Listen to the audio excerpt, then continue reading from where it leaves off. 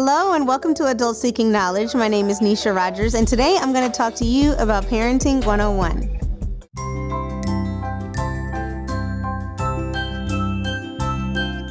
Okay, so you're thinking about becoming a parent. Stop. It's a crazy decision. No, I'm just kidding. Kids are incredible. Kids are amazing.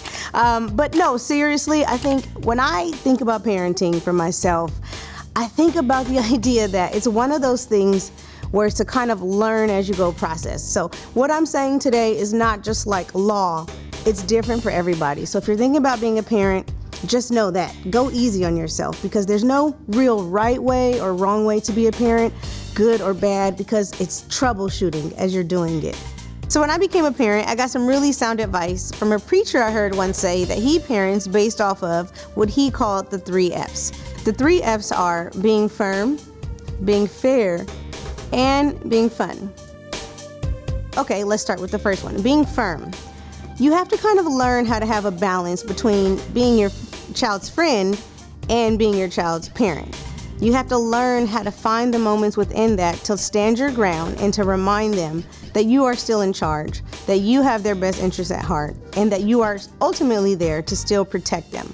So being firm on the decisions that you make as a parent, being firm on the rules that you establish in the household, and just the overall atmosphere that you're trying to set for the environment that you're in with your child. Learning how to be firm and standing on your ground with authority is something that you definitely have to have. And then when I think about, being fair, it's easy to just want to take control and want to be the boss, the quote unquote boss of every situation because you're the adult and you're the one that knows everything and you have been on this earth longer. But I think something that's extremely valuable is being able to have this exchange with your child when you can kind of see their perspective. You can kind of value what they bring to the table when it comes to their thought process or just different information that they give you along the way when it comes to parenting. So learning how to be fair and having kind of that ebb and flow within the relationship from parent to child and being fair with that. When I think of the next F, I think about, the idea of being fun. Don't go so hard on yourself. Kids are kids. You have to remember that they don't understand certain elements and that their main goal in life is to do just that. Make the most fun out of it that they possibly can. So, relax a little bit, ease into it, and remember that the best thing that you can do sometimes is to be childlike. So establishing that kind of role and that kind of partnership with your child is beneficial in the long run.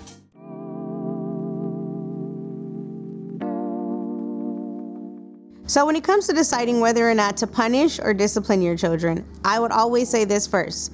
Do not punish while you're angry. So obviously your child is going to make mistakes. They're new to earth, right? They're going to still do things that are not acceptable and behave in ways that are not favorable to you as a parent. But with that in mind, when it comes to actually disciplining them, I would say the first rule of thumb that I would say for that is do not punish your children while you're still angry. Take a beat. Have them sent away to their room or to another place that's outside of your sphere of influence and take a moment to kind of process what actually just took place. What could be the possible lesson that they could learn from this mistake or this particular behavior, and then decide what action you would like to take for them to learn that, right? For them to actually have a takeaway from that experience. So I would say when it comes to doing that and you're being upset about something that happened with your child, do not punish while you're angry because you'll over-punish because your emotions are at a very high level.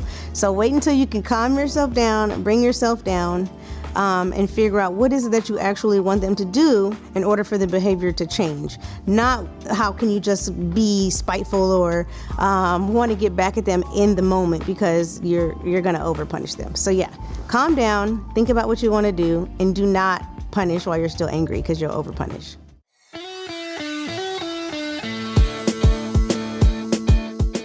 So we live in a world now, what we would call the age of information, right? Technology rules. And I think something very dangerous with that nowadays, when I think about, my child's social life, is her interaction with social media.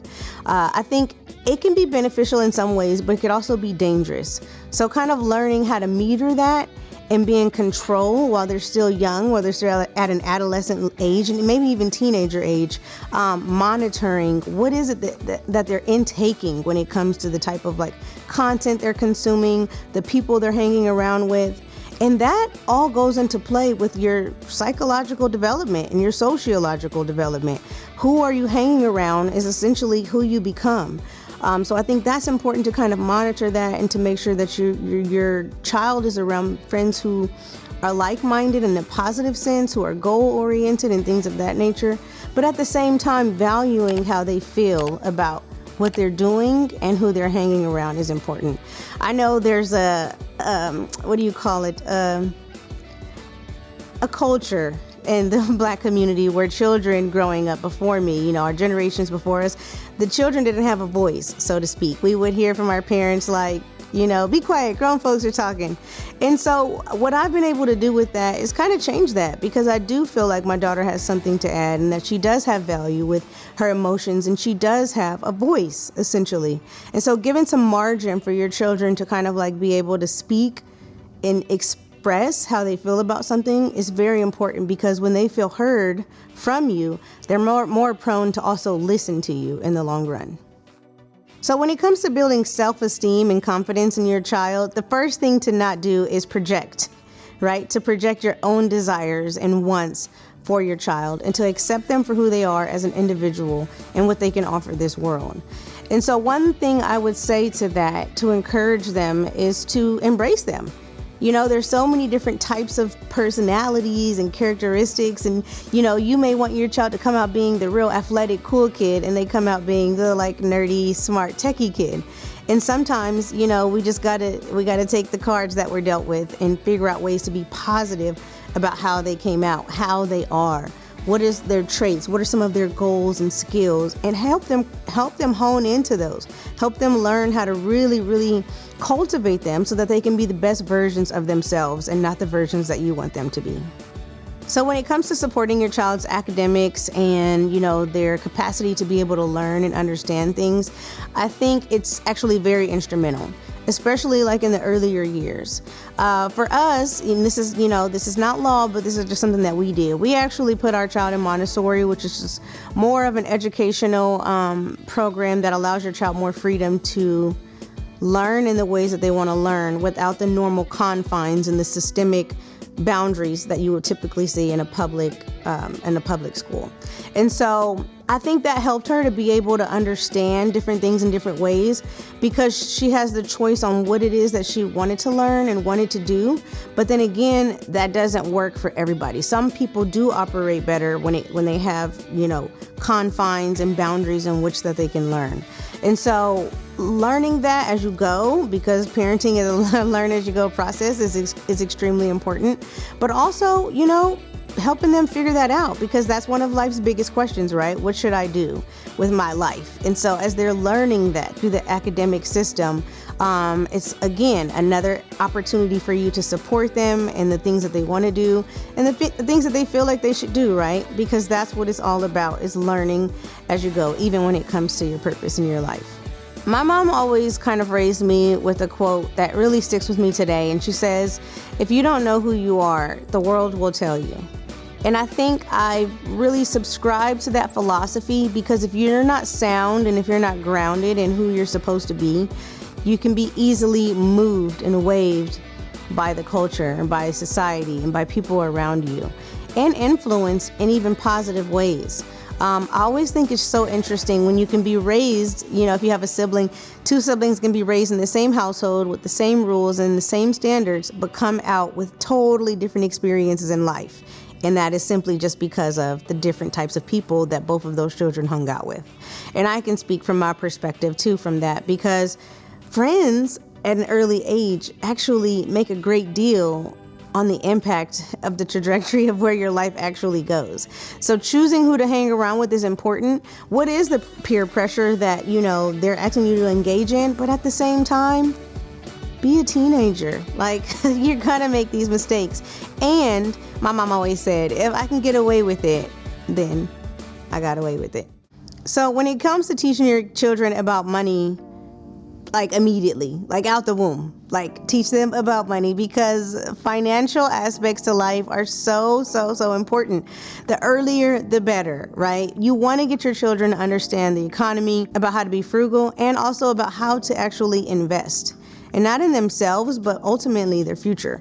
So I think, teaching your kids about money is extremely important to their success, essentially, because as you've heard the phrase, money makes the world go round. So I think it's important for kids to understand that, because there's so many different aspects in life that actually tie into the fact that it deals with money. So getting them to understand how to save, how to invest, and how to actually make funds applicable to how they live life, I think is very important. You can never start too soon.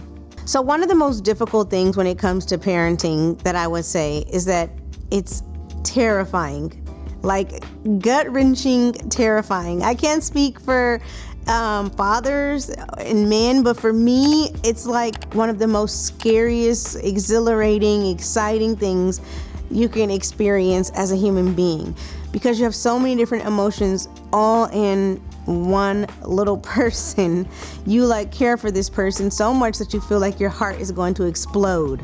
And it feels like that sometimes, but at the same time, you have to learn how to let go and let them still be their individual self. So I feel like learning that, right? You have the child, you consider it still your child, but at the end of the day, the child grows up and becomes their own person, and what comes with that, because life be lifing. And it is a scary thing, and it is a scary world out there, but it's also exciting and fun. The most rewarding part about being a parent is that it's a weird thing to say, but you kind of like get to create a person. Like it's a weird thing to think about, but you get to create this person, and you get to help them have these ideals and philosophies and influence, and see how they actually come out, at the end of the game. And so it's rewarding to kind of see a person become a person, essentially, with all of the different choices and nuances that come with life, and how they develop, how they change, how they interpret things. It's just very fascinating to see, not to mention that when they're really little, they're hilarious. So if you're thinking about becoming a parent, maybe it's for you. It was for me. So hopefully you got something out of today on Adult Seeking Knowledge, Parenting 101 version. Again, my name is Neisha Rogers, and remember, it's a learn as you go process. Sometimes you get it right and sometimes you don't. It's exhilarating, it's exciting, it's challenging, it's heart-wrenching, but at the end of the day, it's worth it. So go out there and be the best parent you can be.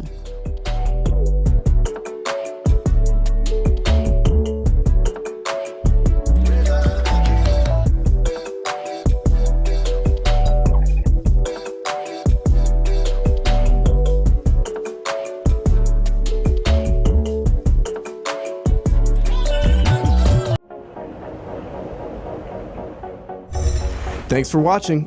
Visit us at aibtv.com. Follow us at Watch AIBTV on Instagram, Facebook, and Twitter. And subscribe to AIB Studios on YouTube.